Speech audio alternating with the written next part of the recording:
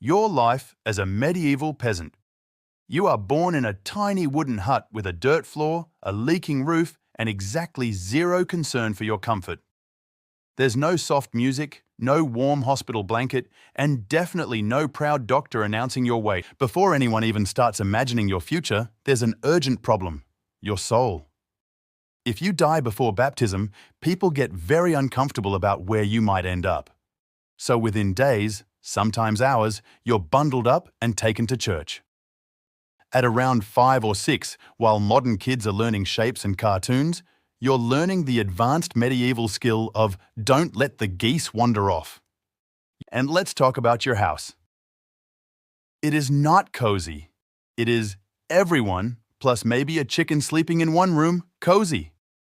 In winter, the cold gets in through the walls. The biggest fact of your life is simple. This land is not yours. It belongs to the Lord.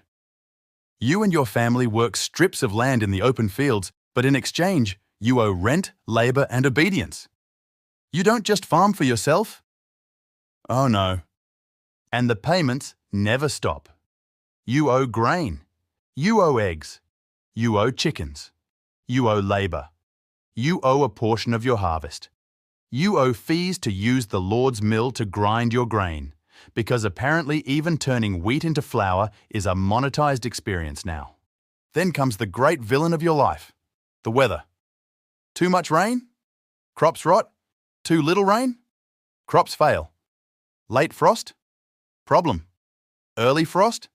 Also problem. Hail? Disaster. A bad harvest doesn't mean prices go up and life gets annoying. It means hunger. Real hunger. The kind that makes people stretch flour with whatever they can find. Still, the medieval peasant life isn't just one long scream. There are moments of relief. Feast days, weddings, seasonal festivals. A rare village celebration where there's music, ale, bread, and for a few hours everybody forgets that winter is always coming back. So eventually you marry someone practical, hard-working, and just as tired as you are. Very romantic. Your wedding feast is probably one of the best meals of your life, which is helpful because after that, it's back to porridge, coarse bread, onions, cabbage, and whatever else the soil and your luck are willing to provide. And because medieval life enjoys piling one problem on top of another, famine usually arrives holding hands with disease. Malnutrition weakens people. Illness spreads. A fever passes through the village. If you do survive all that, there's always the manor court waiting to make your life more interesting. This is where local disputes get handled. And by handled, I mean judged by a system that reminds you constantly who's in charge. Not because you chose it, not because you care deeply about dynastic claims or border disputes, but because armies move, and when armies move, peasants suffer.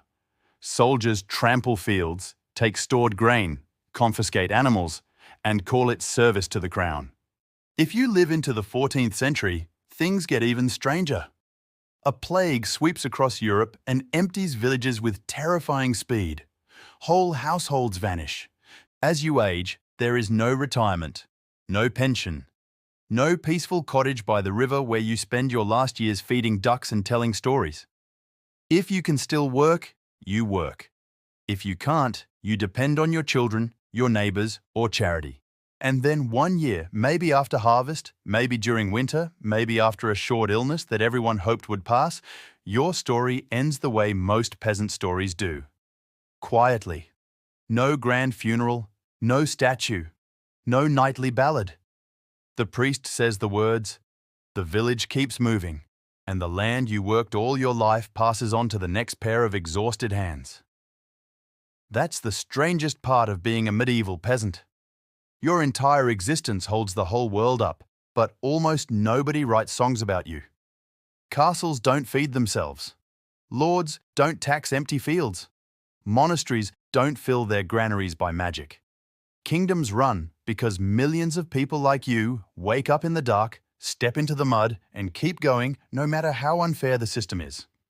So, what was your life as a medieval peasant really like? You were born poor, baptized fast, put to work early, taxed constantly, watched by the church, controlled by the Lord, threatened by weather, worn down by labor, and punished by every failure of the harvest.